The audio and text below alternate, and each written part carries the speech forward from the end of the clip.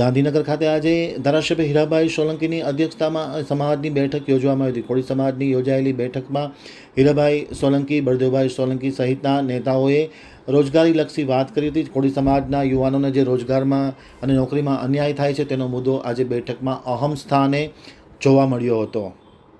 હવે જોઈએ ગાંધીનગરથી મારા પ્રતિનિધિ જે.કે. પટેલનો એક વિસ્તૃત અહેવાલ. અખિલ ભારતીય કોળી સમાજનું એક બેઠકનું આયોજન આજે કરવામાં આવ્યું હતું. ધારાસભ્ય હીરાભાઈ સોલંકીના અધ્યક્ષસ્થાને આ બેઠક યોજાઈ હતી. મિટિંગનો હેતુ રાજકીય નહીં પરંતુ સમાજની બાબતને લઈને અને જિલ્લાના યુવાનો ખાસ કરીને રોજગારીલક્ષી બને તે પ્રકારનો હેતુ આજે રાખવામાં આવ્યો હતો. અખિલ ભારતીય કોળી સમાજની બેઠકમાં મહામંત્રી બળદેવ સોલંકી એ પોતાની પ્રાસંગિક ઉદ્બોધનમાં જીપીએસસી પરીક્ષાને લઈને કોળી સમાજે જે સવાલ ઉઠાવ્યા છે તેનો ચિતાર આપ્યો હતો. સરકારી નોકરી ભરતીમાં કોળી સમાજના યુવાનોને અન્યાય થાય છે તેની વાત પણ કરી હતી. ભરતીમાં ટકાવારીનો રેશિયોમાં વિસંગતતા જોવા મળી છે. અન્ય રાજ્યોમાં મૌખિક પરીક્ષામાં 10% અને લેખિત પરીક્ષાનું ભારણ 90% હોય છે, જ્યારે ગુજરાતમાં મૌખિકમાં 50% અને લેખિતમાં 50% છે, જેને લઈને યુવાનોને રોજગારીમાં અન્યાય થઈ રહ્યો છે.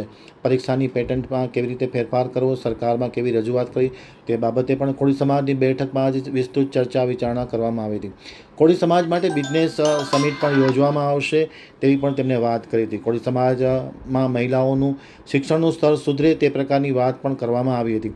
આજે અનેક મહિલાઓ છે એ સરકારી નોકરીમાં લાગી છે, ત્યારે સમાજની યુવાધન છે એ વધુને વધુ શિક્ષિત અને રોજગારલક્ષી બને તેવી વાત આ બેઠકમાં ઉચ્ચારવામાં આવી હતી.